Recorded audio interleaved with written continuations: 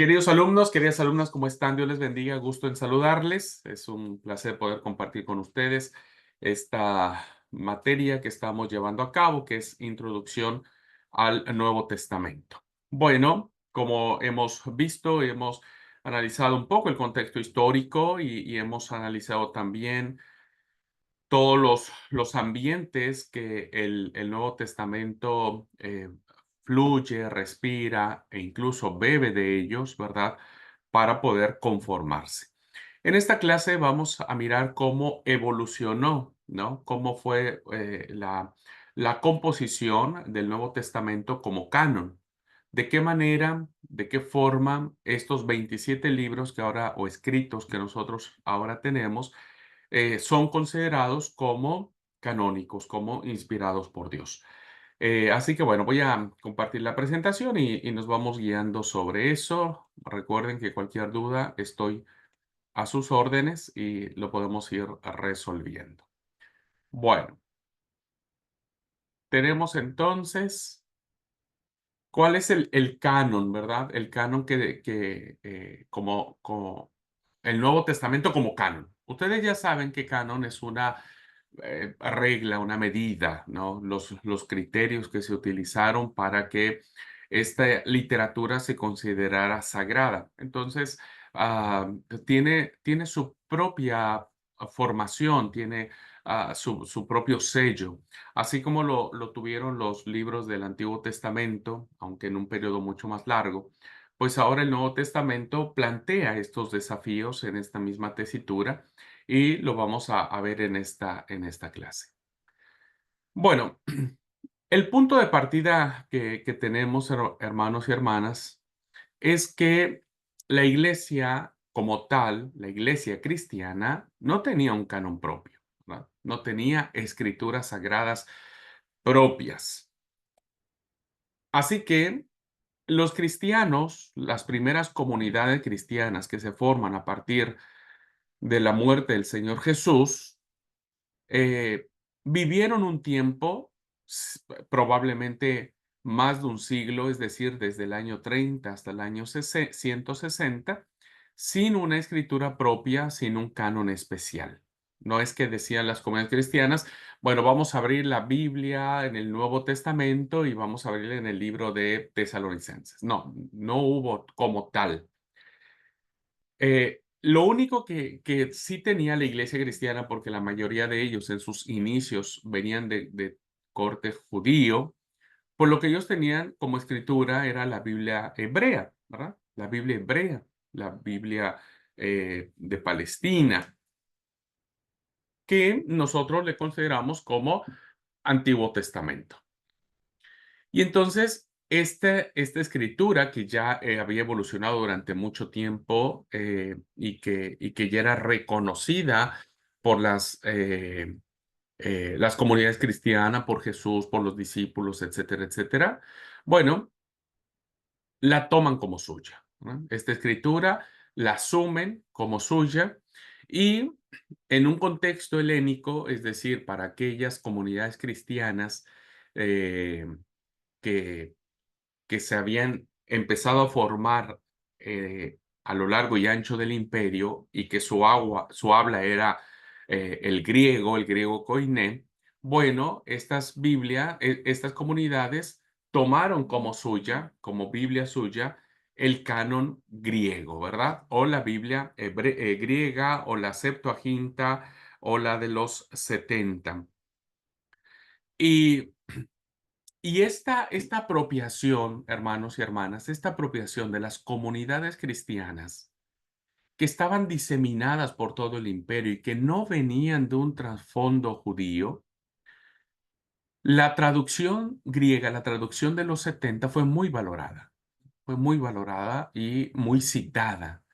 Realmente era la que utilizaban para su lectura, para su comprensión y demás. Pero algo interesante que nosotros notamos es que estas comunidades cristianas de habla griega que asumieron como su escritura sagrada la traducción, es decir, la Biblia de los 70, nunca rechazaron la Biblia hebrea, nunca la rechazaron, porque entendieron que la Biblia hebrea o el canon hebreo había sido la base de la cual había salido la traducción griega. Por eso vemos cómo la iglesia durante un buen tiempo, muchos, muchos años, insisto, más o menos 160, cuando se va formalizando un poco los libros del Nuevo Testamento, pero durante ese tiempo las comunidades cristianas iban formándose en torno de ciertos escritos, ¿verdad? Entonces la comunidad de Mateo, ¿no? Es una comunidad en donde se escribe un evangelio dirigido para esa comunidad. Y lo mismo sucederá con las iglesias de Pablo, con las iglesias de Pedro, de Santiago, de Juan, los evangelios, etcétera, etcétera. Entonces, no debemos soslayar que parte de lo que se cita en las escrituras del Nuevo Testamento que ahora nosotros tenemos, la gran mayoría fue influenciada por el canon griego, el Antiguo Testamento, ¿verdad? El Antiguo Testamento en la versión griega. Pero como dije, nunca rechazaron la Biblia hebrea. Entonces, cuando empiezan empieza su círculo o su ciclo, perdón, natural de las propias comunidades cristianas, algunas judeocristianas, algunas más helénicas, pero bueno, todas en torno a Jesús, eh, y que consultaban, ¿verdad? Consultaban el Antiguo Testamento en la versión griega, pues también ellos necesitaban ir tomando conciencia de ir generando su propia escritura, ¿verdad? Sus propios libros autoritativos. Así que, en un momento dado, a partir del año 70, tras la caída del templo de Jerusalén, recuerden, destruido por los romanos, por el general Tito en el año 70, bueno, a medida que crecía su identidad dentro o a partir del judaísmo, porque como dije, hermano, las comunidades cristianas en un principio fueron jerosolimitanas, es decir, con un sabor muy judío, ¿verdad? Que dejaron las costumbres judías, las tradiciones judías y que aceptaron el cristianismo. Pero había otros de tradiciones eh, eh, helénicas, ¿no? Que se convierten al cristianismo. Y evidentemente la convivencia con los judeocristianos, pues hace que haya esta idea de decir, bueno, ¿y vos dónde leíste todo esto? ¿No? Ah, mira, nosotros lo leíamos en esta Biblia, las Sagradas Escrituras se le llamaban del Antiguo Testamento. Así que el suceso fundamental fue que a partir del año 70 cuando se destruye el símbolo judío por excelencia, que en este caso es el Templo de Jerusalén, cuando se destruye este símbolo, los cristianos fueron creando o fueron descubriendo sus propias escrituras, sus propios escritos. Empieza a haber un movimiento literario, ¿verdad? Que las comunidades cristianas entienden, comprenden de alguna manera que son guiadas por el Espíritu Santo. Estas propias escrituras, que más tarde se le llamaría Nuevo Testamento porque se añade al Antiguo, significa que sin rechazar el texto antiguo de las Sagradas Escrituras, añaden o enlazan, o mejor dicho, ¿verdad? Le dan un sentido a las escrituras antiguas en la vivencia de las comunidades cristianas que están llevando a cabo la fe de Jesús. Entonces, estos escritos, esta literatura que empieza a formarse y que ya os lo voy a decir en la clase, no fue la única literatura, hubo mucha, mucha literatura que se produjo en este tiempo. Lo que hacen los cristianos es interpretar que lo que ahora se escribe en este nuevo eh, pacto, diríamos, déjenme plantearlo así, tiene que ver con el antiguo pacto, tiene que ser un engarce perfecto. Entonces, no rechazan el Antiguo Testamento, no dicen, bueno, listo, nosotros creamos nuestra propia literatura y olvidamos el Antiguo Testamento. No, le dieron sentido, y dijeron que lo que se había dicho en el Antiguo Testamento era como una simbología, como un tipo, como una sombra por venir, que en los escritos del Nuevo Testamento se cumplía, ¿verdad? Se cumplía. Así que de a poco, ¿verdad? Se va añadiendo, no sé si la palabra correcta es añadir, sino engarzar, puede ser mejor, el Nuevo Testamento con el Antiguo Testamento. Pero hay esta conciencia. Los cristianos necesitan ahora fundamentar su fe en en un escrito, ¿no? En un escrito, en algo que deje testimonio, así como se dejó testimonio en la antigüedad con los 39 libros que nosotros llamamos canónicos, ahora ellos también tienen esta misma necesidad de crear su propia literatura novotestamentaria. Con esto en mente y con esta evolución natural, digo yo, ¿no? No es que hubo un evento en las comunidades cristianas que dijera, bueno, necesitamos hacer nuestra Biblia. No, fue un desarrollo natural de las comunidades, ¿verdad? Fue un desarrollo natural. Y a partir de este desarrollo natural de las distintas comunidades cristianas que se empiezan a armar en Galilea, en Jerusalén, en Antioquía, en el Asia Menor, etcétera, etcétera. Bueno, empiezan a escribirse los primeros textos, ¿no? Los primeros textos. Así que estos primeros escritos, en esencia, queridos hermanos, se fueron compilando recompilando como una especie de canon implícito en las diversas iglesias. Es decir, que cuando un autor, por ejemplo, la comunidad de Marcos, recibe este escrito, este evangelio de Marcos, ¿verdad? La iglesia lo asume como con autoridad.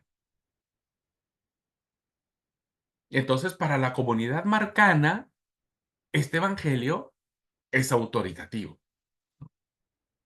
Pero no es que haya tuvo que haber una reunión de personas que dijeran, bueno, vengan, vamos a reunirnos para ver si están de acuerdo que nosotros, la comunidad de Marcos, aceptemos este evangelio para nosotros. No, fue parte de su propio proceso. Al principio no todas las iglesias tienen los mismos escritos. En algunas se lee un evangelio, la comunidad de Mateo, la comunidad lucana, la comunidad joanina. Ellos tienen su propia visión de Jesús, ¿verdad? Las comunidades paulinas también fueron parte de esto. Entonces había iglesias donde Pablo dirigía una carta a una iglesia y esta iglesia atesoraba esa carta de Pablo como suya, ¿no? Y le hacía caso, diríamos. Ese es el carácter canónico, ¿verdad? Le hacía caso, la consideraban como una palabra con autoridad. Pues luego se enteraba la comunidad de Colosa de que Pablo les había escrito una carta a ellos. Decían, che, ¿pueden transcribir, copiar una carta y mandárnosla para que nosotros también leamos y sepamos? Entonces, al principio, no todos tienen los mismos escritos, no es que todos dijeron, bueno, aquí les dejamos los 27 libros, es el Nuevo Testamento. No, solo al cabo de bastante tiempo, y como dijimos, pasó aproximadamente un siglo, y por intercambio de estas iglesias, por estas am, uniones como de pequeñas iglesias que van formando un distrito, se va creando este canon único, ¿no? Se van acumulando los escritos.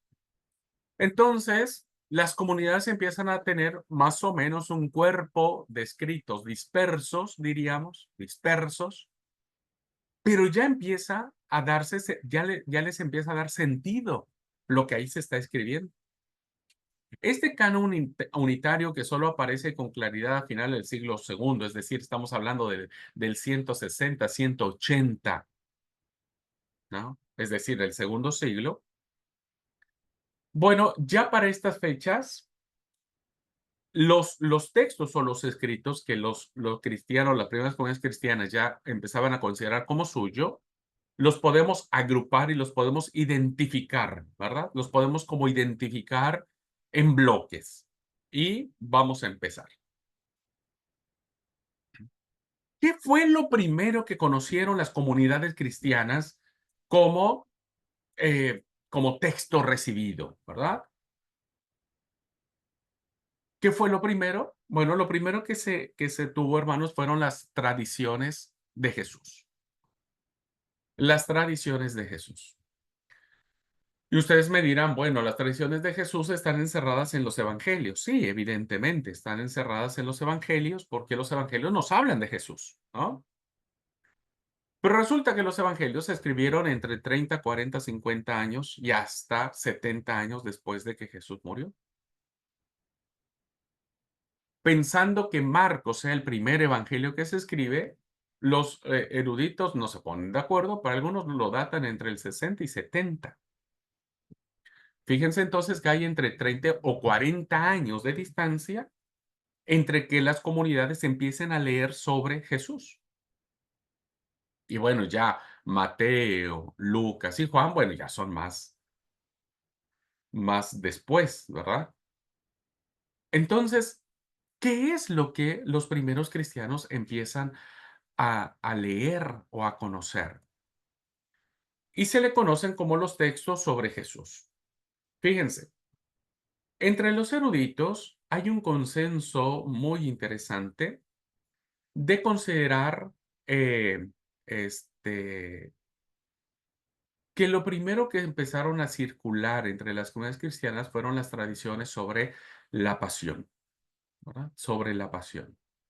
Es decir, estamos hablando del evento más importante, ¿no? Que tiene que ver con la subida a Jerusalén, la entrega, diríamos, el juicio, la crucifixión, la sepultura y sobre todo la resurrección.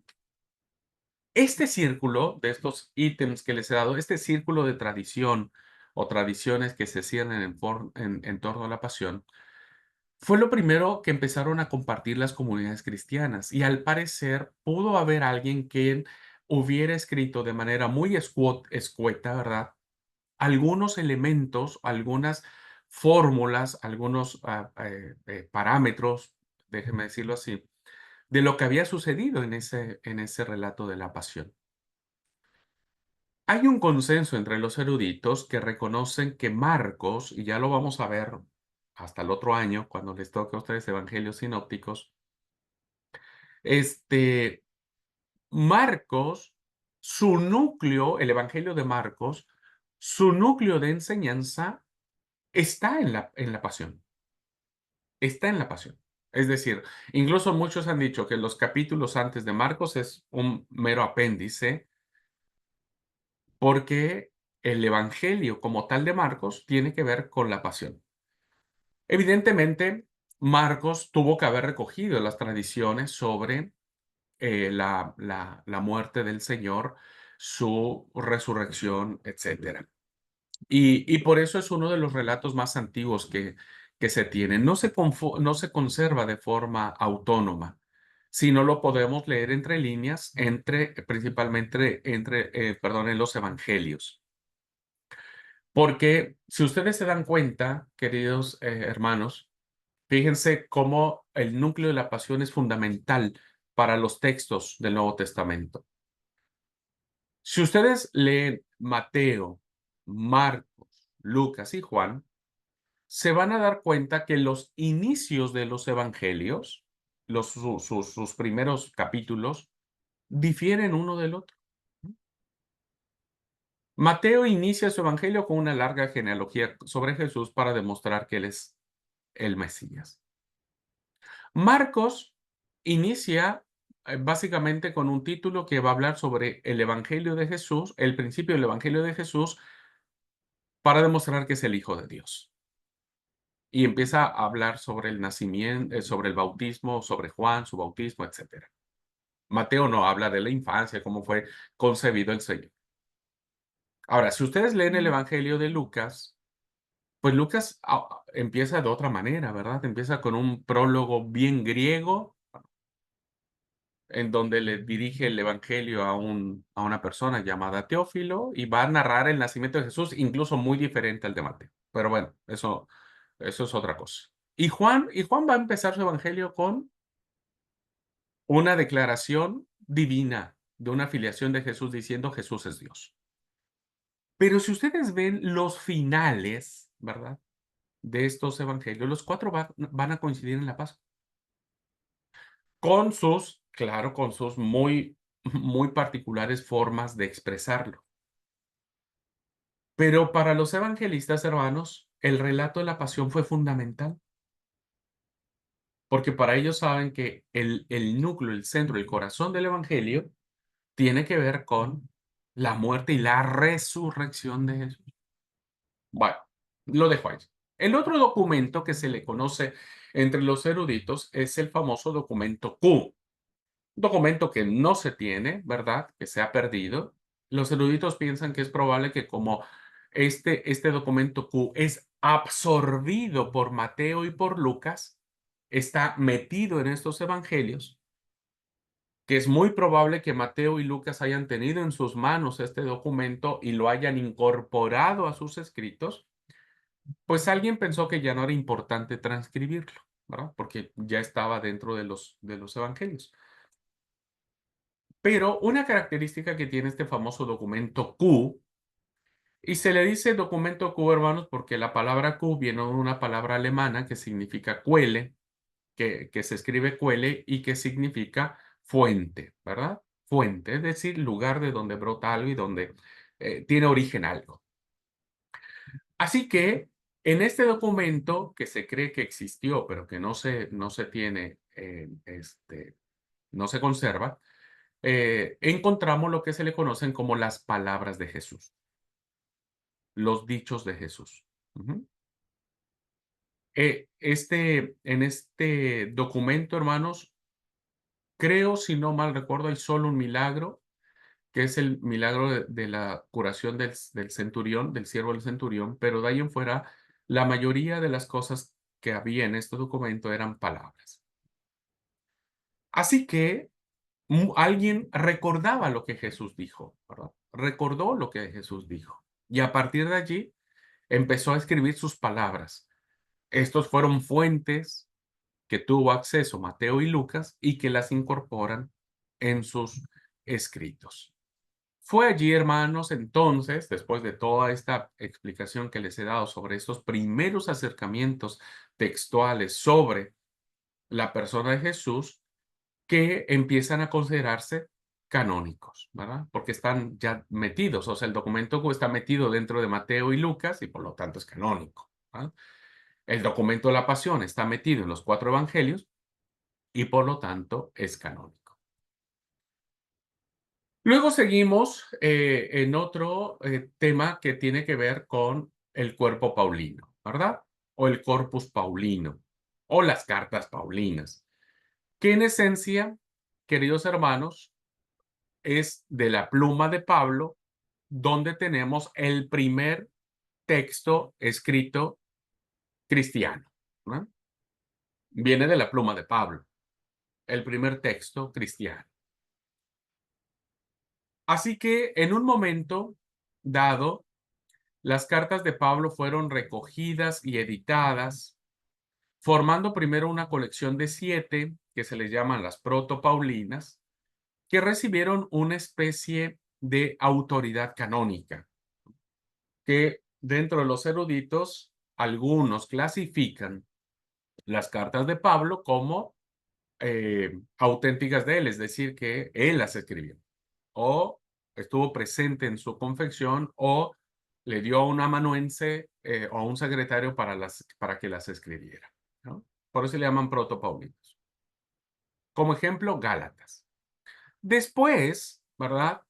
Se le añadieron nuevos textos que se le conocen básicamente las deuteropaulinas, que son, al parecer, cartas que fueron escritas, según algunos eruditos, por discípulos de Pablo, porque Pablo tenía sus propios discípulos, ¿no? Tenía su propia escuela de estudiantes, y que como sucedía en la antigüedad con los profetas, que no era raro que sus discípulos escribieran en nombre de ellos, bueno, lo mismo pudo haber sucedido en las cartas de Pablo. Bueno, se le añaden nuevos textos como Colosenses, Efesios, Segunda de Tesalonicenses, como Tito, Timoteo, etcétera. Lo que indica que se consideran canónicos o normativos como ya la segunda carta de Pedro lo supone. Si ustedes leen lo que está en la segunda carta de Pedro, en el capítulo 3, versículo 15, nos vamos a dar cuenta que ya existía esta canonicidad. Dice Pedro, la carta de Pedro, y tened entendido que la paciencia de nuestro Señor es para salvación, como también nuestro amado hermano Pablo, según la sabiduría que le ha sido dada, os ha escrito casi en todas sus epístolas, hablando en ellas de estas cosas, entre las cuales hay algunas difíciles de entender, las cuales los indoctos e inconstantes tuercen, como también las otras escrituras para su propia perdición. Bueno, sin entrar al mayor análisis del texto, lo único que quiero resaltar aquí es que ya para estas fechas que se escribe la segunda carta de Pedro, ¿no? Que muchos datan a finales del primer siglo, incluso la datan a principios del siglo segundo, las cartas de Pablo ya eran recibidas como palabra de Dios, ¿no? Como palabra de Dios. Y esto fue fundamental, hermanos, ¿eh? Fue fundamental para el desarrollo no solo teológico del evento de la cruz, porque a Pablo no le interesa el nacimiento de Jesús, lo digo en el buen sentido, que se entienda, por favor. A Pablo no le interesa el nacimiento de Jesús. A Pablo no le interesa la charla que Jesús tiene con la samaritana. A Pablo no le interesa la curación de los leprosos, no le interesa la alimentación de los 5,000, porque Pablo entiende que todos esos eventos en la vida de Jesús solo pueden leerse y entenderse a partir de la cruz y de la resurrección. Por eso las cartas paulinas o el cuerpo paulino, ¿verdad? Van a sostenerse en este evento. Y de manera reiterada, Pablo le dirá a las iglesias, yo les transmito lo que asimismo recibí, que Cristo fue muerto por nuestros pecados conforme a las Escrituras y que fue resucitado al tercer día conforme a las Escrituras, ¿verdad? Y entonces para Pablo, todo gira en torno a la cruz, ¿no? Porque ese es el evento, ese es el corazón del Evangelio, tal como a Marcos también le pasa. Para Marcos lo importante es lo que está sucediendo en la cruz, ¿verdad? Y en la muerte y en la resurrección. Así que esto es lo segundo que empiezan a generarse, que empieza a formarse dentro de las comunidades cristianas eh, como texto sagrado, las cartas de Pablo. Luego vendrá en un segundo momento, un tercer momento, un bloque interesante, ahora sí, ya de manera escrita, los evangelios, ¿no? Iniciando por Marcos, luego Mateo, luego Lucas y luego Juan. Se dice entre los eruditos, hermanos, que quizá el primer texto reconocido como autoridad normativa en algunas iglesias fue el Evangelio de Marcos. De hecho, Mateo y Lucas lo toman como base canónica para sus respectivos textos. Es decir, Marcos se cree que es el primer evangelio que se escribe. Y que incluso él inaugura el término evangelio. Lo declara en su mismo título del evangelio, el primer versículo. Entonces, cuando se hace una comparación entre Mateo y Lucas, se ve, se entiende que ellos beben de Marcos, ¿verdad? Toman la estructura de Marcos, no es que copian, algunas veces sí copian exactamente lo que dice Marcos, pero cada evangelista tiene su propio peso teológico, ¿no? Por otra parte, también Mateo y Lucas aparecen como textos con vocación canónica. Primero, desde sus comunidades, ¿verdad? A quienes ellos dirigen sus escritos. Pues quieren ofrecer una interpretación normativa de Jesús como textos que se leen en las iglesias. Una de las razones, queridos alumnos, que se tiene para escribir los evangelios es porque las primeras personas que tuvieron contacto con Jesús O están muriendo por viejos, ¿no es cierto? Por el ciclo natural de la vida, o están siendo muertos por las persecuciones que hay. Entonces, hasta ese momento solo había tradiciones orales de Jesús. Es decir, la gente escuchó de Jesús por lo que otro le dijo, le habló. Pablo escucha de Jesús por lo que le cuentan, ¿no? Él mismo nos dice en la carta a los Gálatas que él cuando va a Jerusalén está 15 días con Pedro. Obvio, creo que no es muy difícil entender que lo que platicaron era sobre Jesús, evidentemente, pero no había escritura. Entonces, había que poner por escrito el recuerdo de Jesús para que no se perdiera. Y lo maravilloso no es la clase de ahora, hermanos, ya lo vamos a ver, pero lo maravilloso de los evangelios es que estos transmiten una imagen de Jesús basada en perspectivas teológicas muy profundas de lo que representa el Señor Jesús, ¿verdad? Eh, Hermano, solamente solo para la clase. Aquí está cayendo una tormenta en la ciudad del Dorado. Estoy orando a Dios para que no se vaya la luz. Pero bueno, si se fuera la luz, porque acá es re complicado el tema de la luz, bueno, una disculpa. Si no se recupera pronto la luz, yo grabo lo que me falte y lo subo a la plataforma. ¿Ok?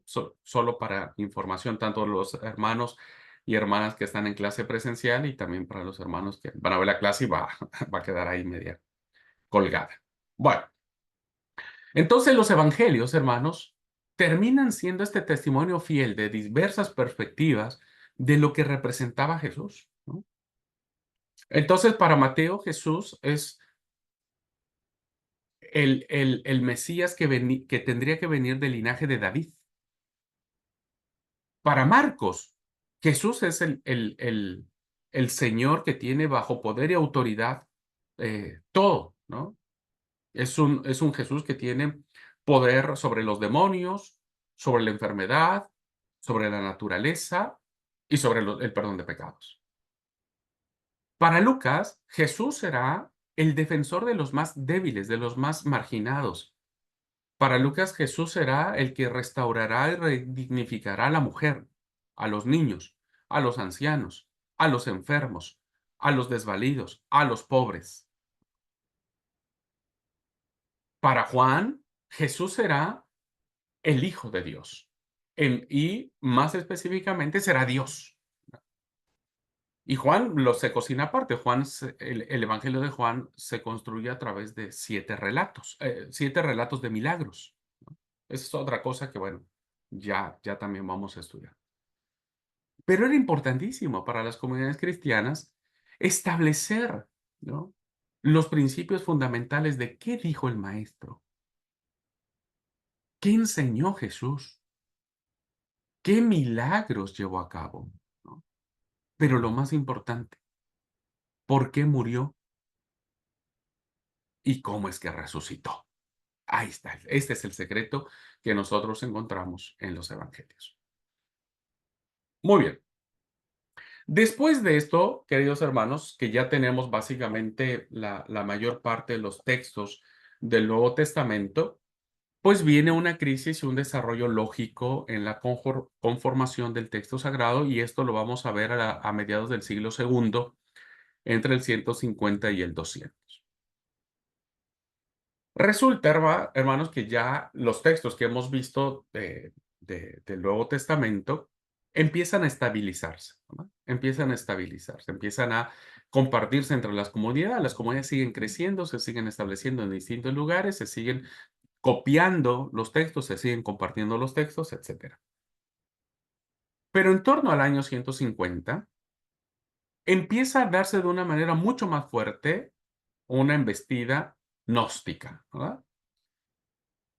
Diversos grupos de cristianos de tipo seminósticos, que esto es un problemón para la iglesia cristiana. Porque resulta, hermanos, que la iglesia cristiana empieza a desarrollarse con todos sus problemas, ¿no? La iglesia cristiana no fue el idilio de iglesia, ¿no? Tenían muchos problemas. Entre ellos, con la autoridad, etcétera. Pero bueno, mantenían cierta unidad teológica, en función de los escritos que ya se venían dando, ¿no? Entonces, en función de eso había cierta unidad teológica. No total, pero cierta. Pero resulta que había hermanos, principalmente helénicos o griegos, que se unían a la iglesia, pero estos hermanos griegos traían sus propias ideas, ¿no? Es como si hoy nos ha pasado en muchas congregaciones, ¿no? De hermanos que vienen de otras formaciones religiosas que cuando llegan a la iglesia y se les da el púlpito empiezan a predicar sus ideas. Bueno, lo mismo sucedió en las primeras comunidades cristianas.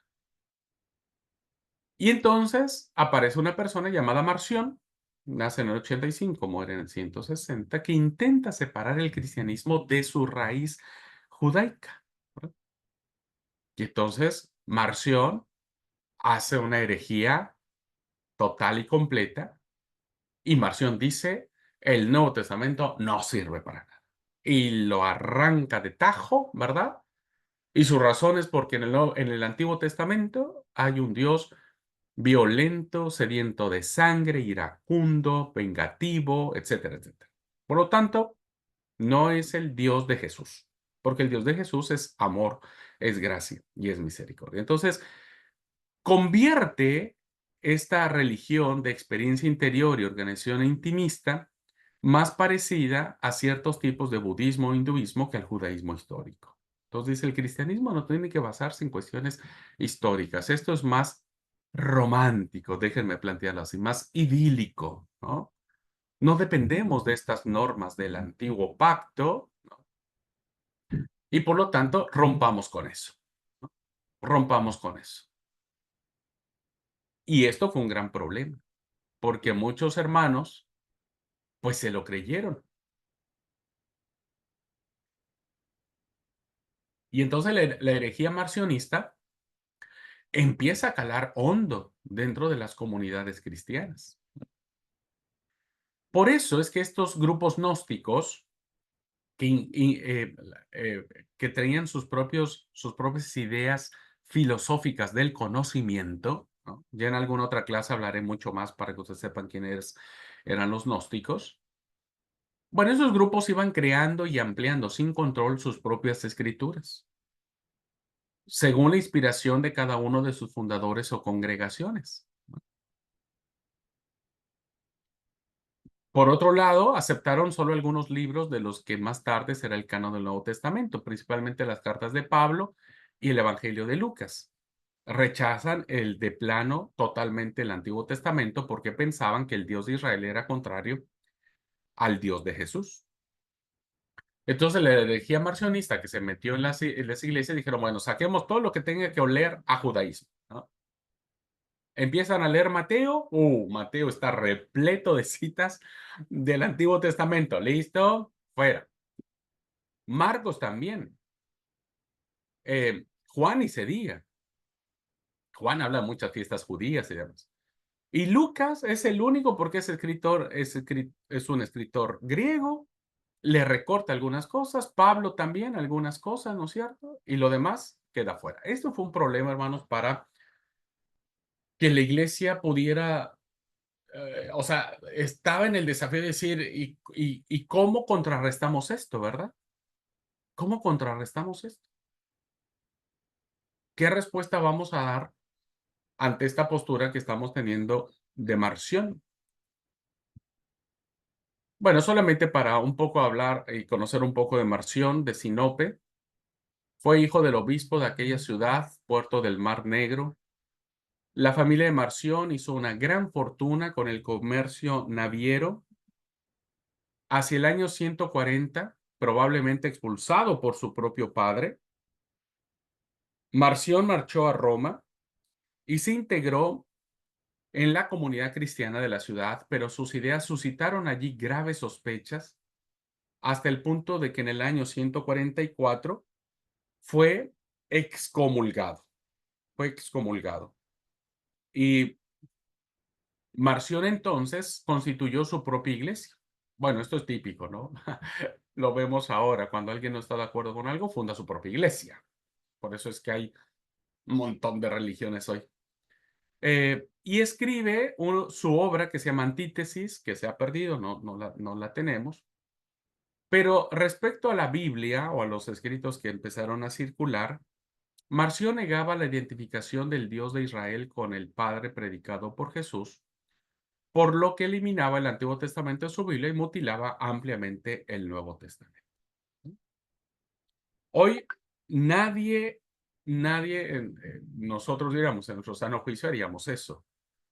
Pero debemos reconocer que hoy la iglesia no está exenta de que herejías se introduzcan, ¿verdad? Entonces, uno tiene que estar siendo muy cuidadoso para poder diferenciar entre una doctrina bíblica, ¿verdad? Y una doctrina fanática o una doctrina falsa con cara de piedad. Hoy hay muchos marcionistas, hermanos, muchos marcionistas, ¿no? Que debemos pedirle a Dios sabiduría para poder discernir, ¿no? Esto. Bueno, entonces, como dije, la iglesia tiene que responder ante esto, ¿no? La iglesia tiene que reaccionar porque se le está yendo la gente, diríamos, ¿no? No hay una respuesta satisfactoria. Entonces, la gran iglesia, es decir, el conjunto ya de grandes comunidades de iglesias, algunas de manera particular, otras que se habían formado como un tipo distrito, ¿verdad? Reaccionan tomando tres medidas muy significativas. La primera medida, hermanos, es que va a aceptar sin vacilación como propio, como autoridad, como palabra de Dios, el Antiguo Testamento. Ujú. Y van a decir, en contra de los que tendían a separar al Dios judío, como decir lo que es violento, imperfecto, las iglesias defendieron la unidad de Dios. El mismo Dios es tanto en el Antiguo como en el Nuevo Testamento y por lo tanto aceptan dentro de las escrituras cristianas como palabra de Dios el canon del Antiguo Testamento. Entonces las iglesias reflexionaron que no existía tal contradicción. Lamento mucho hoy que hay iglesias, incluso de nuestra denominación, que siguen sosteniendo la herejía marcionista. Algunos solo siguen predicando el Nuevo Testamento porque no les gusta hablar del Antiguo Testamento porque ven a un Dios muy complicado. Con mucho cariño y respeto lo ven complicado porque no lo conocen, o al menos no han profundizado en el texto del Antiguo Testamento, pero sigue habiendo, hermanos.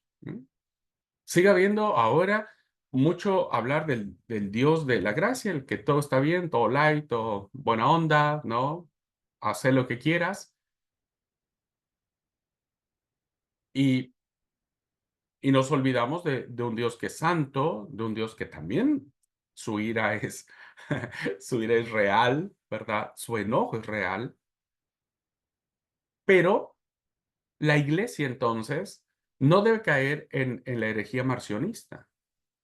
Y tenemos que ver toda la Biblia como una unidad. El Dios del Antiguo Testamento, evidentemente, hermanos, evidentemente es el mismo Dios del Nuevo Testamento. Bueno, no lo vamos a explicar ahora, ustedes ya después tendrán sus clases de teología y lo van a entender mucho mejor. Pero esta fue la primera reacción, o la primera acción que toma la iglesia para detener el embate que están teniendo. Entonces dicen, no, el Antiguo Testamento es palabra de Dios, es aceptado y por lo tanto es nuestro. Segunda medida significativa que tomó la iglesia, destaca su independencia, ¿no? En donde reconocen que no solamente el Antiguo Testamento, las escrituras antiguas, forman parte de la palabra de Dios, sino que van a añadir sus propios escritos, ¿no? Que ahora nosotros los llamamos Nuevo Testamento. Así que los obispos, en especial las iglesias más grandes que en ese momento había, que ya era la iglesia de Éfeso y la iglesia de Roma, ¿verdad? Introdujeron en su cano algunos escritos nuevos, que nosotros llamamos Nuevo Testamento, que se leían en la iglesia, pensando que estaban vinculados a la tradición de los apóstoles. No olviden, hermanos, que parte o uno de los criterios que se tenía en la comunidad cristiana para un texto es que éste tendría una vinculación con algún apóstol o con algún discípulo de Jesús.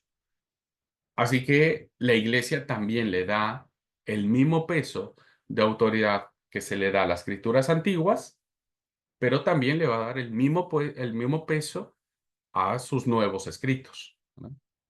Entonces, no habrá que este vale más porque es antiguo, ¿no? Y este vale menos porque es nuevo, o al revés, este vale más porque es nuevo y este vale menos porque es antiguo. Es una unidad, ¿no? Y la tercera reacción que tuvo, hermanos, tuvo que ver con el liderazgo, ¿no? El liderazgo. Van a ratificar el episcopado, es decir, la organización de la iglesia, es decir, el liderazgo de la iglesia. El episcopado como forma autónoma y unitaria de organización en línea social vinculada a la historia de Jesús. Es decir, en contra de la tendencia gnóstica, la iglesia se organizó como estructura social visible en torno a unos obispos como testigos y defensores de la tradición apostólica con rasgos sacerdotales en una línea del Antiguo Testamento. Entonces, ya el episcopado, ¿verdad? Los obispos que vienen a ser líderes ya de mayor rango, no sé si podríamos llamarlo así, pero con mayor autoridad, empiezan a tener las decisiones, empiezan a manejar la línea organizativa de la iglesia y se constituyen en esta clase de obispado con iglesias a su cargo, ¿verdad? Donde tenían cierta jurisdicción y ciertas libertades para actuar. Y entonces la iglesia se empieza a estructurar. Por eso cuando vemos las cartas de Timoteo y de Tito, son cartas donde la iglesia ya está tomando esta estructura. La iglesia ya está teniendo esta organización, que no fue fácil. O sea, esta organización no se creó al día siguiente en que Jesús ascendió a los cielos. No, pasaron muchos años hasta que la iglesia pudiera establecerse como tal. Y a partir de allí, hermanos, empiezan los liderazgos, los puestos liderazgos, las estructuras sociales, organizativas, ¿no? Que hoy, por ejemplo, como iglesia tenemos. Nosotros tenemos nuestras propias estructuras eclesiales, en donde puede haber un presidente de la iglesia, un consejo general ejecutivo, un concilio, unos sobrevedores u obispos, ¿no? Nosotros podríamos llamarla tranquilamente obispo, porque la palabra obispo no es una palabra que le pertenezca al clero católico. Luego hay pastores que tienen autoridad en las iglesias locales, los pastores tienen categorías ministeriales, ¿no? Etcétera. Bueno, esta forma que nosotros tenemos la debemos gracias a la estructura que permitía que los líderes de la iglesia pues encabezaran la defensa y clarificaran las posiciones ante los marcionistas, ante los gnósticos o ante cualquiera que quisiera atentar contra la doctrina de la iglesia.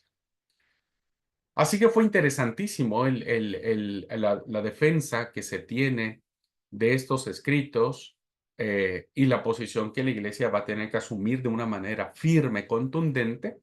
Y gracias a esa actitud firme y contundente que tiene la iglesia del primero y del segundo siglo, es que hoy nosotros somos parte de esta gran iglesia, ¿ah?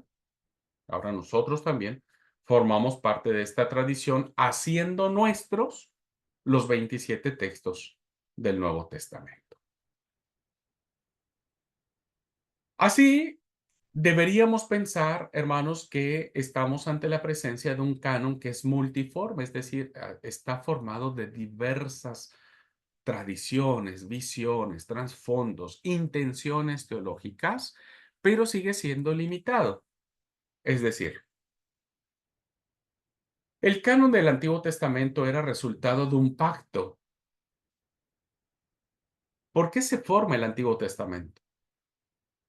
Porque después de muchos años, ¿no? 1000 años, Hay diversas tendencias históricas, ¿no? Diversos grupos que se identifican en línea más profética. Hay grupos dentro del judaísmo que se identifican en línea más sacerdotal, que tenían que ver con el templo, el culto. Los profetas no estaban muy cerca del templo ni del culto, ¿no? Por eso hay grupos que son están más en línea del profetismo y otros más en línea deuteronómica. Y entonces es la fusión de todos estos grupos que durante toda la tradición que tiene la conformación del Antiguo Testamento, pues va a unirse, se va a amalgamar. Y entonces, en estos 39 libros vemos claramente estas líneas históricas, proféticas, sacerdotales, deuteronomistas. Ujú. Bueno, lo mismo va a suceder con el Nuevo Testamento. El Nuevo Testamento será el resultado de un pacto de iglesias, porque al igual que en el judaísmo, el cristianismo también tenía diversas líneas, posicionamientos, entendimientos, sus propias cosmovisiones teológicas, ¿verdad? Porque era lo que requería su comunidad, porque era lo que habían recibido ellos. Y entonces había 3 grandes iglesias, ya para estas siglo segundo, ¿no? La iglesia de Éfeso era importantísima, muy importantísima. Eh, tenemos pastores muy mencionados como Timoteo, como Juan mismo, ¿no? Juan, que era un tipo sobrevedor de ahí, del Asia Menor, con residencia en Éfeso. Antioquía fue el primer centro cristiano que se tiene conocimiento, ¿no? Después de la iglesia de Jerusalén, viene el movimiento de Antioquía. Antioquía, evidentemente, es una iglesia griega. Es formada por griegos, es iniciada por griegos, ¿verdad? No sabemos quién funda la iglesia en Antioquía, no lo sabemos. Pudieron haber sido los cirenenses o los chipriotas que llegaron ahí predicando. Pero Antioquía tiene una tradición muy interesante porque es quien acoge a Pablo, ¿verdad? Como iglesia misionera. Para Pablo, Antioquía es su base misionera. Entonces, de Antioquía parte al primer viaje misionero, de Antioquía parte al segundo, y después, bueno, suceden algunas cosas entre Pablo y la iglesia de Antioquía. Y bueno, su tercer viaje misionero tiene que ver por otro asunto. Pero Antioquía fue fundamental para entender la propagación del evangelio a los gentiles. Y Roma, pues también, ya para estas fechas, hermanos, la iglesia en Roma era una iglesia muy fuerte porque, como todas las iglesias en la capital del imperio, pues necesitaba hacerse muy fuerte, con mucho trabajo misionero, una iglesia. Y bueno, no sé si eso está bien o está mal, pero a veces las iglesias grandes siempre son las que dictan las cosas, ¿no? Este, y, y bueno, sucede. Y Alejandría pudo ser, hermanos, pudo ser porque era, para esas fechas seguía siendo una parte importante del imperio, no solamente por el recuerdo de Alejandro Magno, y no solo porque allí, según la tradición, se traduce la Biblia del hebreo al griego, pero tal vez Alejandría también jugaba un papel fundamental. Pero lo que sí es seguro, tanto la iglesia de Éfeso, de Antioquía y de Roma, pues juegan un papel interesante para unificar, para sostener, para clarificar. Nunca olvide que hasta este momento que estoy hablando, no está la Iglesia Católica Apostólica Romana. Este credo que ahora nosotros conocemos se forma hasta a partir del siglo cuarto y después se va a consolidar mucho tiempo después. Ujú. Entonces es un pacto de iglesias, podríamos decir, el resultado del Nuevo Testamento. ¿Quién entonces le da la autoridad canónica a los libros del Nuevo Testamento? La iglesia. Ujú. La iglesia. Y lo vamos a ver en este desarrollo natural, ¿no? Primero hubo una crisis, herejías. La más fuerte que enfrentó la iglesia cristiana, la herejía marcionista, ¿no? Pero la iglesia empieza a trabajar en conjunto, etcétera, y hay un desarrollo natural. Entonces, lo primero que hay es un diálogo de iglesias, porque si bien es cierto, hablamos de la iglesia cristiana, hermanos, históricamente hablando, pues son grupos en diversas partes del imperio, geográficamente separadas, formadas de diversas formas, es decir, no solo fue solo un fundador quien las forma, ¿no? Como suele pasarnos ahora, puede haber un misionero que vaya a un país, funda una iglesia, pero ese misionero lleva su propia teología, su propio conocimiento, y eso es lo que le va a enseñar a la iglesia que va a formar. Y tal vez otro misionero que piense de manera distinta a ese misionero que se fue a, a Rusia, bueno, este otro misionero que se va a la India, piensa de manera distinta y va a enseñar de manera distinta. Bueno, lo mismo sucedía en las iglesias del primer siglo, ¿no? La unidad que brota de Jesús, porque recuerden que Jesús es el centro y que reflejan los textos del Nuevo Testamento, no es la de un imperio como el romano, tampoco la de una ley nacional fija, sino el diálogo y la comunión entre las diversas comunidades que se saben vinculadas desde un mismo Jesús. Esto es fundamental. El problema es cuando las iglesias nos vemos como rivales, ¿no? Porque muchas pueden considerarse superior económicamente, socialmente, e incluso hasta teológicamente, ¿verdad? Dice, a nosotros sí interpretamos bien la Biblia y ustedes no la interpretan bien, entonces nos colocamos en esta falta de respeto y en una visión no sana, ¿no? ¿Qué es lo que vemos en el desarrollo de las iglesias? Pues el diálogo y la comunión de personas que los une algo que sí, no hay duda. Jesús es Dios. El evangelio es Jesús. Ahora, ¿cómo viven ese Jesús? Lo viven de distintas maneras. Habría que ver solamente las cartas que Pablo le envía a Corinto. Corinto vive a Jesús de una manera. Tesalónica vive a Jesús de otra manera, ¿no? Pero todos tienen esta, es, esta idea o este tema, si se puede decir así, de Jesús, ¿no? Todo gira en torno a Jesús.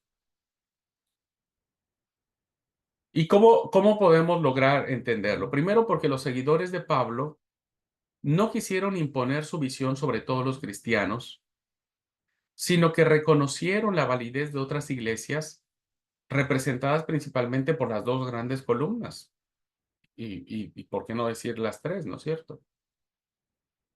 Pedro tenía una idea diferente de Pablo, por eso es que hay un choque ahí, ¿no? Un pleito teológico muy interesante entre Pablo y Pedro. Ellos entendían las cosas de manera diferente. ¿Y qué decir de Santiago, no? El hermano de Jesús con una característica muy jerosolimitana, en donde por eso Martín Lutero, no aceptaba la carta de Santiago porque se contraponía a la carta de Pablo. Entonces, no es que la iglesia dijo, bueno, listo, saquemos a Pedro y saquemos a Santiago, porque al parecer, pues no están de acuerdo con la idea que tiene Pablo. Así que, bueno, saquemos estos escritos. No, sino lo interesante es que en este diálogo, en este respeto, en esta comunión de las diversas iglesias cristianas, comunidades cristianas que existen en el primero y segundo siglo, al incorporar o dejar estos escritos de Pedro, Santiago, de Judas, de Juan, ¿verdad? Entonces se logra ver la riqueza de la interpretación sobre la persona de Jesús. Por eso es interesantísimo cómo están formulados la lista del canon bíblico. Ustedes se han preguntado por qué Pedro, por ejemplo, en la primera y segunda carta de Pedro, ¿por qué no están después del libro de Hechos de los Apóstoles, por ejemplo? Interesante pregunta, ¿eh? A lo mejor uno diría: ¿y eso qué tiene que ver?". Pues, sí, alguien hizo la lista, ¿no? Alguien se sentó y dijo: "Bueno, vamos a hacer la lista de cómo vamos a ordenar estos escritos". ¿Por qué primero está, eh, Pedro, verdad? Primero está Santiago, primero está la carta de Santiago y luego está la carta de Pedro. ¿Por qué no primero fue la de Pedro y luego la de Santiago? Más allá de esto que tiene una razón de ser, tiene una respuesta, vemos claramente representado en estos escritos estas distintas posturas, ¿verdad? Su propia cosmovisión de cómo entender a Jesús, el evangelio de Jesús, cómo comportarse ante el mensaje de Jesús. Segundo, tampoco los respectivos lectores, seguidores de las comunidades marcana, mateana, lucana o juanina impusieron un tipo cerrado de visión de Jesús sobre el conjunto de las comunidades, sino que intercambiaron sus evangelios. Repito otra vez, vean los evangelios, van a ver que hay diferencias interesantísimas. Pero nunca la comunidad de Marcos dijo: "No, listo, bueno, esto que está diciendo Juan no se parece nada a lo que nos platicó Marcos, entonces saquemos a Juan". No impusieron una visión cerrada de sus propios escritos, sino que al intercambiar los evangelios, le dieron la oportunidad a la iglesia cristiana de comprender con mayor amplitud la persona, el mensaje, la muerte y la resurrección de Jesús.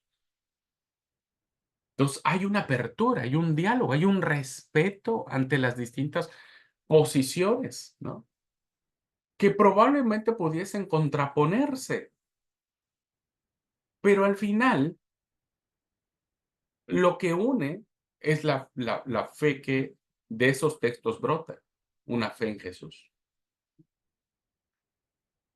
Y tercero, el canon, es decir, el Nuevo Testamento fue surgiendo, fue desarrollándose por comunicación entre las iglesias que compartieron experiencias y libros, ¿no? O escritos.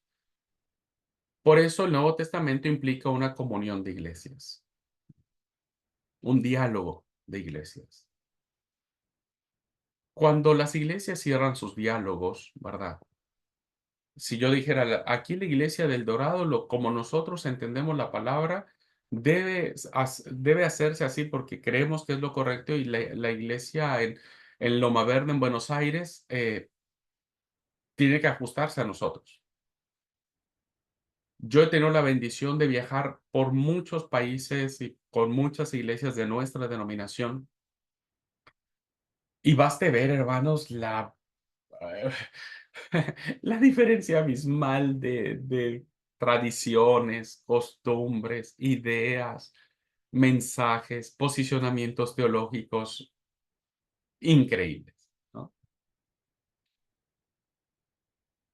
Pero lo que nos legó la iglesia del primer siglo es el respeto fundamental a nuestras propias experiencias de fe y a nuestros propios conocimientos de la palabra, sin juzgar, ni criticar, ni señalar. Esto fue muy interesante, hermanos. Fíjense, si las iglesias hubieran peleado en su primacía, decir, no, esta carta que nos dio Pablo aquí a los de Tesalonicenses es la carta que debe ser la mejor y por lo tanto no hay otra carta como esta. Hubiera sido un problema. No hubieran podido lograr este consenso maravilloso, guiado sin duda por el Espíritu Santo, de lo que ahora nosotros tenemos como texto sagrado.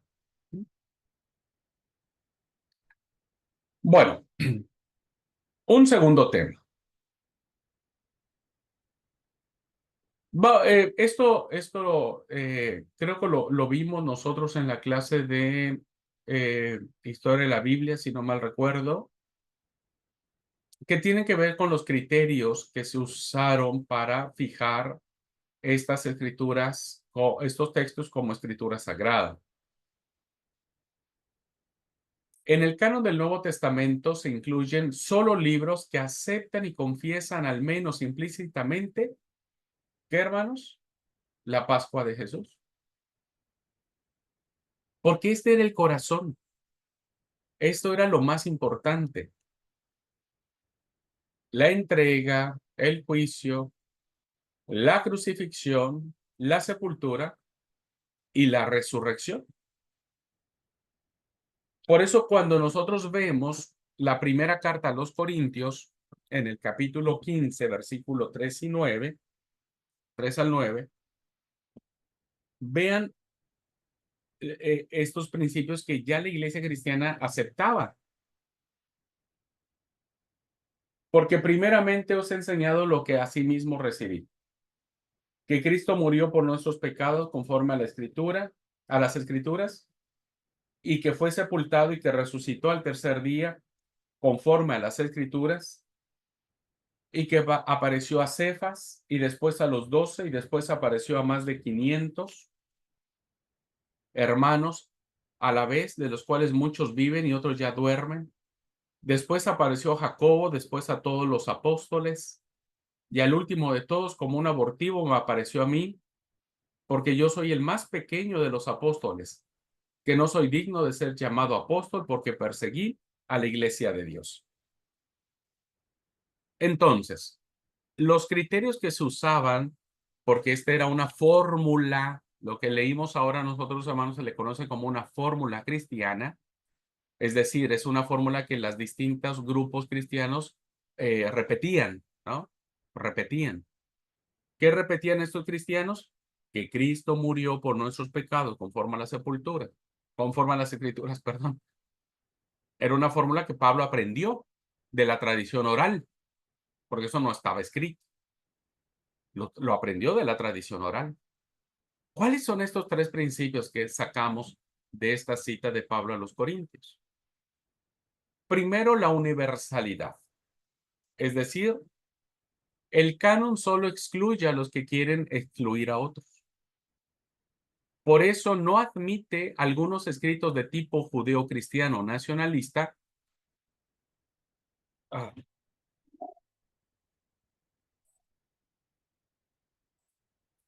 creo que fue, eh, ¿me escuchan, hermanos? No, se fue el internet. Bueno, Pamino, tranqui, ya.